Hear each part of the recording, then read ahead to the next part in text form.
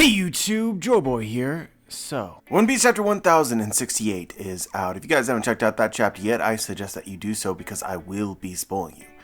But now that you have, let's begin. Honestly, I feel like with this chapter we could finally breathe after holding our breath for so long. I'm not saying that the chapter was bad. Definitely not saying that. But it had a weird tone to it. Like, we're following CP0 through a lot of the chapter. They're exploring the island and joking, and it cut some of the tension out, I guess. The other half of this is about halfway through the chapter. You really got the sense that the time for great reveals is mostly over. I'm not saying that we won't get any more information about anything before we leave Egghead, but I certainly felt like that was true about midway through the chapter. Talking about here from Vegapunk's side of it. Seems like if we're going to get more information out of Vegapunk, it's going to happen in Elbaf. So we've reached the Leave Egghead stage of Egghead. But anyway, let's just start from the top. We begin with Rob LUCCI talking to Vegapunk over Dendemushi. They're trying to be sly, get into the island, and Vegapunk is not having it. It's pretty well established that Vegapunk knows that the world government is after his head, that they're going to kill him, and that's explained in the chapter. Vegapunk's no fool. I actually think that the setup of this chapter was perfect for both CP0 and Vegapunk, almost like Light and L from Death Note going at each other, trying to predict what the other person will do, having moves to counter the other person. It was for the most part really cerebral. We learned that Vegapunk's been dealing with visits from Cypherpole for a while now, and it appears as if every time that they visit the island afterwards, agents disappear. I think that we're supposed to believe that Vegapunk has had them killed, attacked their ships, things of this nature, which is actually pretty crazy. At the same time, I can't shake the nagging thought that Vegapunk isn't actually responsible for the agents dying at all. It may be foolhardy on my part, but, it's not proven that he did it, and with the way that Lilith acted, it almost seemed genuine. No, we didn't do that. I almost want you to come to the island so that we can prove it.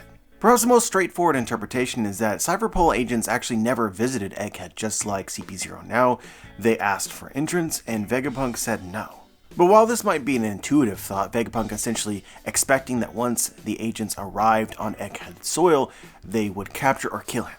It doesn't add up completely for me, because if they weren't allowed in, they could communicate that to others, making their disappearances afterwards even more suspect. Unless Vegapunk jammed their signal, which I suppose is possible, but also in a different way, you're ringing alarms. From what I gather, LUCCI wasn't expecting to be denied entrance. If this was the common procedure, he should already know or would have brought that up. So I actually think that Cypherpole agents visited Egghead and then actually left. My theory here is that they were snooping, not actually assigned with the capture or execution of Vegapunk. We also know that Orochi was actually looking for the government to give him Vegapunk during the middle of Wano. Then we have Cypherpole agents show up at Egghead's doorstep, might be related as well. Just logically speaking, what purpose is there in Vegapunk killing members of Cypherpole after they visited his island? As far as we know, the things that he doesn't want the government to know about are actually secret. They're hidden. Cypherpole didn't stumble upon the giant, for instance. Giant robot.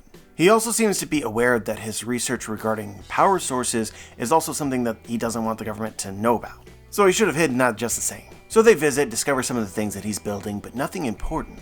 They leave and then are killed. If Vegapunk is doing this, he's making it very easy for them. Wondering if it's actually a setup, that someone is killing members of Cypherpole so that they can blame it on Vegapunk to justify taking him in. Might be making something out of nothing here, but it was just a thought that occurred to me. It's a little weird. But I thought it was cool that Oda hyped up Vegapunk's technology, his creatures that are guarding the ocean. They're strong. We're told at multiple points in time that if Cypherpole had just engaged those creations in battle, they would have lost. I wonder if there's more connections sort of lurking here. We know that Egghead is designed based on the Ancient Kingdom. The Ancient Kingdom is part of history that's been erased. You're not supposed to know about it.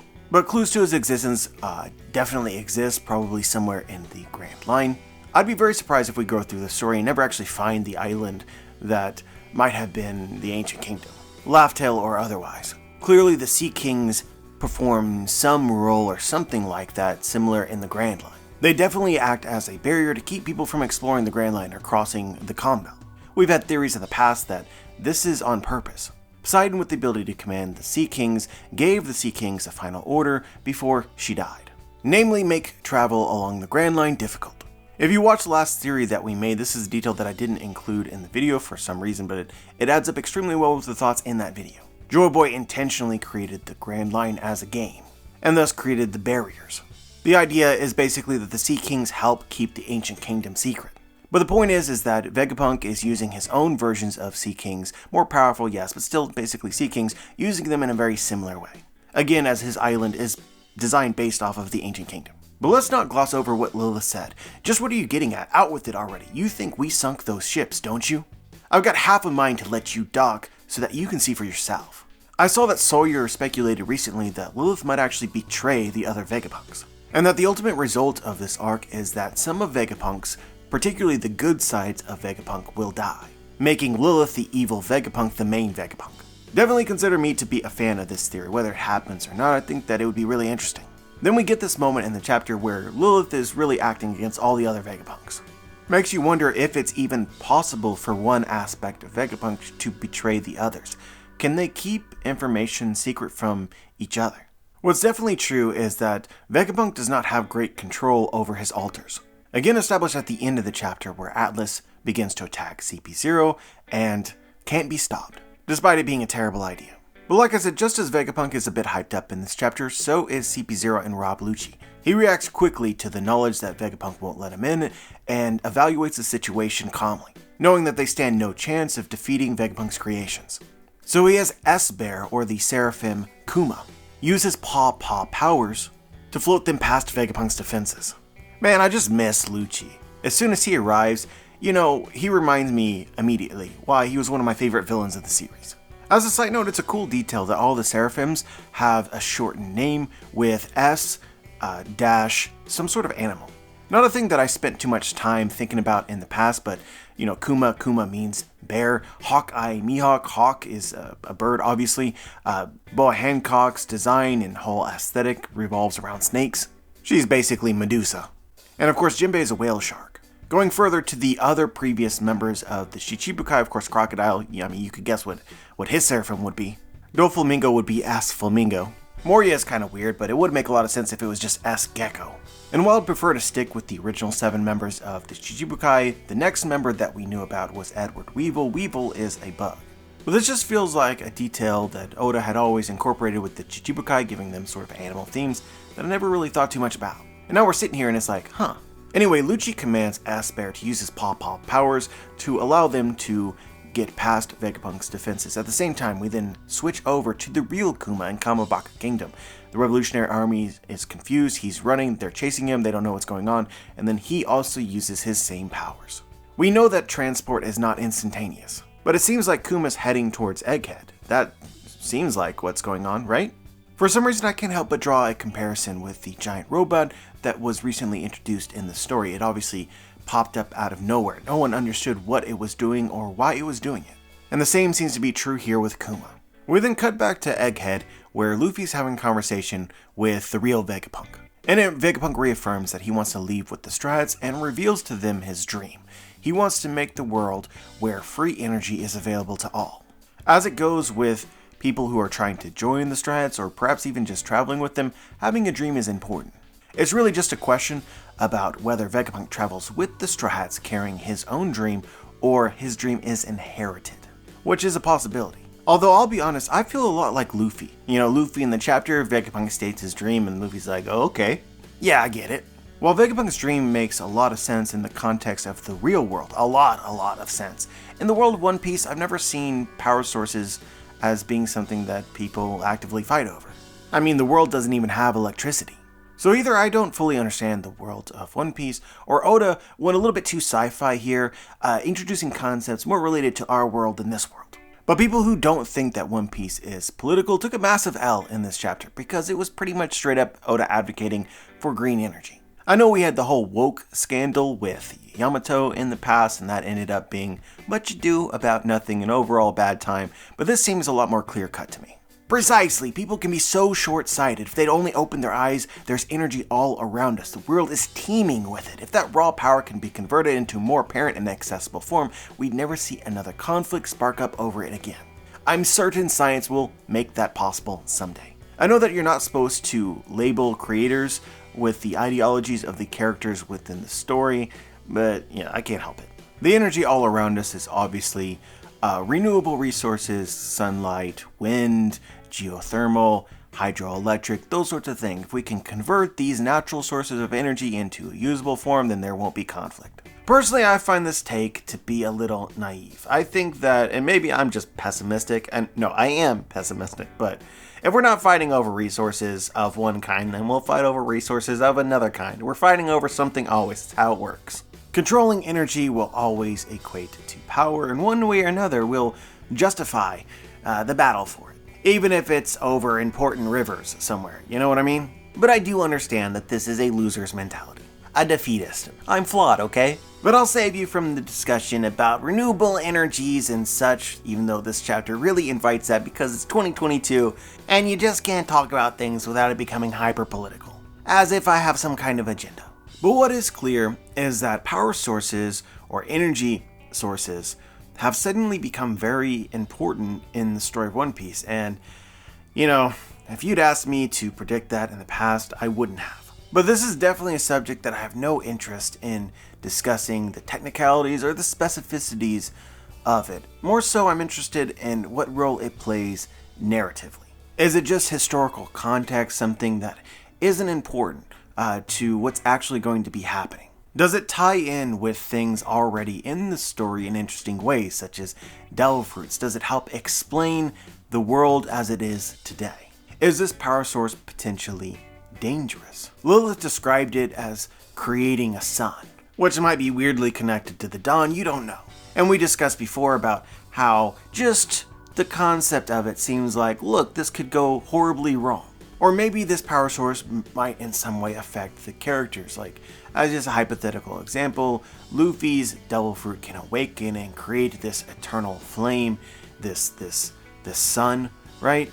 But as he does this at the end of the story, he himself dies. Or channeling all the Full Metal Alchemists that I can, you can create this sort of eternal flame, but at what cost? If you don't know what I'm talking about here, and not familiar with the series, and don't mind to be spoiled, just Google Philosopher's Stone, Full Metal Alchemist, that's essentially the idea. Or is it only important that when this power is rediscovered, how it affects, for instance, Imu, or the government, how they act? At that point, do they decide, yep, okay, let's destroy the world?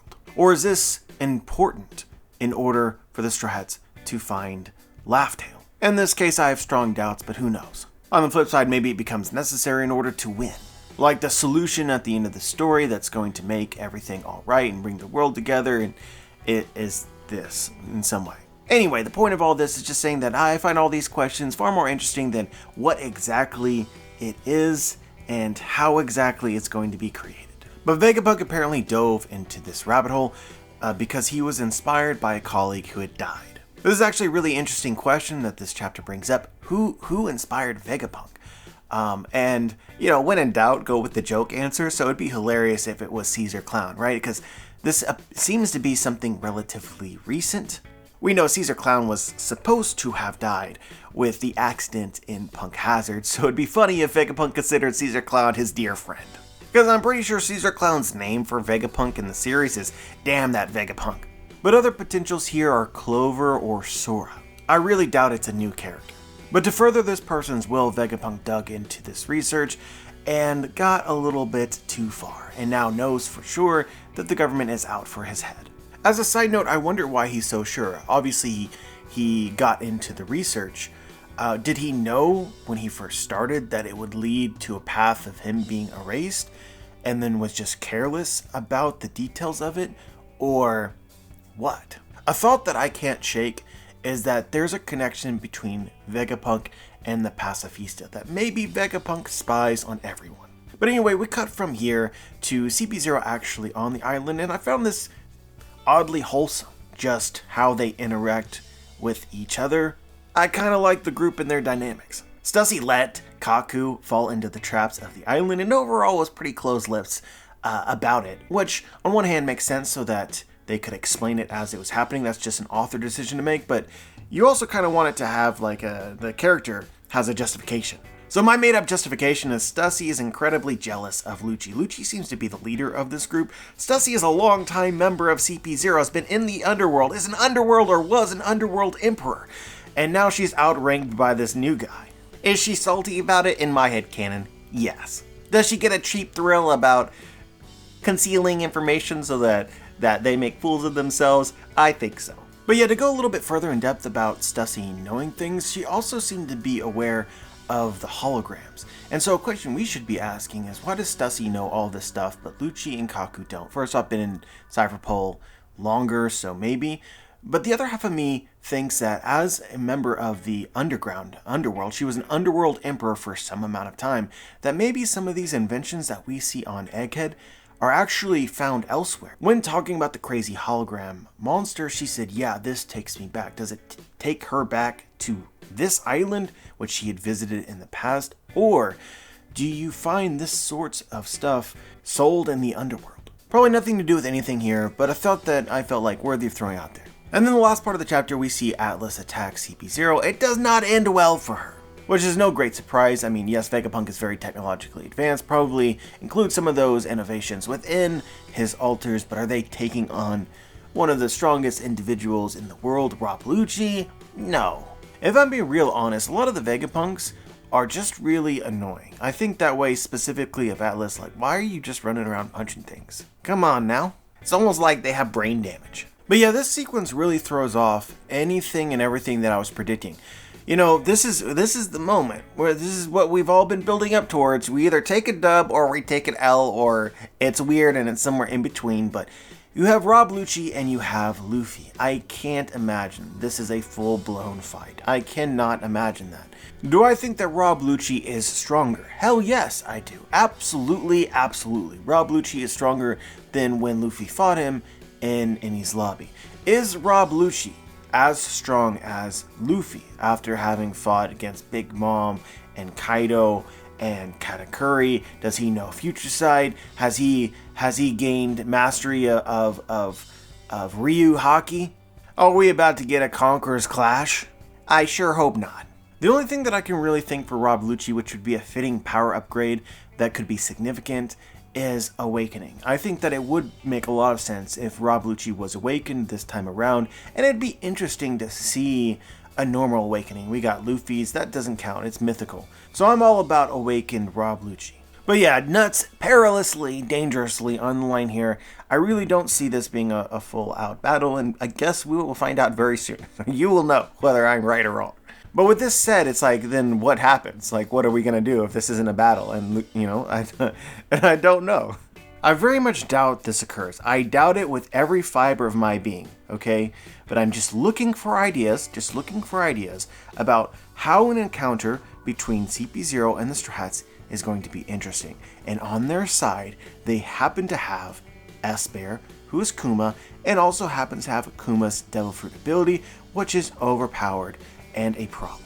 Now you might say that it doesn't make sense for Kuma to be able to fight on par with the Strats or Luffy and actually get his power in, but this is the Seraphim version. Most likely it is strong enough to fight on par with the Strats. Are we about to get a separation of Strats? Is that possible? Again, parallels pre and post time skip, we talk about it a lot, and this would be a weird use of that kind of thing again, but under totally different circumstances. The whole point of Sabaody was to establish how powerless Luffy was, and it did seem more like a pre-time skip thing than a post-time skip thing.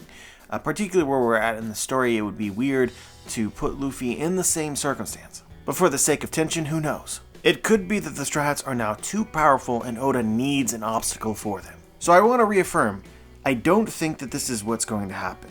But I do think it could happen, and if it did, I have no idea.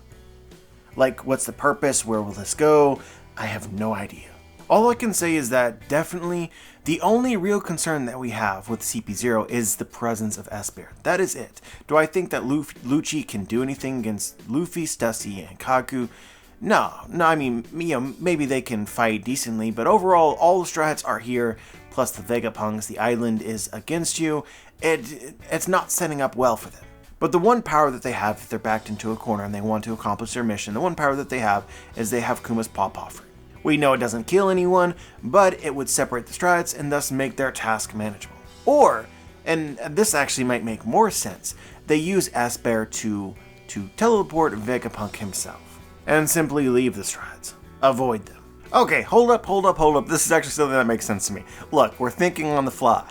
Becomes an epic game of hide and seek where Esper Kuma has the Pawpaw Fruit, can teleport himself so quickly that it can't be stopped. He's chasing down the Vegapunks, the strats are trying to protect him. Okay, that kind of makes sense to me. It would also be interesting to see how Esper is a problem child and have that actually come up in the arc. So basically when Bonnie wakes up, it's important, and that was why Oda put her to sleep for the beginning of all this. But I'm not putting all my eggs in this basket. I really don't know what's going to happen, other than a true fight doesn't make too much sense. And we will obviously see. But yeah, I think that I covered everything that I wanted to talk about in this chapter. It was a good one, and a nice breather. Absolutely cannot wait to see where we go from here. But yeah, you guys know what it is. The Booms, my book, links in the description as well as pinned in the comments if you happen to read it. I would love a review. As always, curious about the chapter, whether you noticed something that I might have missed, just share your thoughts. Like the video, subscribe, click the bell to be notified, join the squad, and as always guys, have a wonderful day.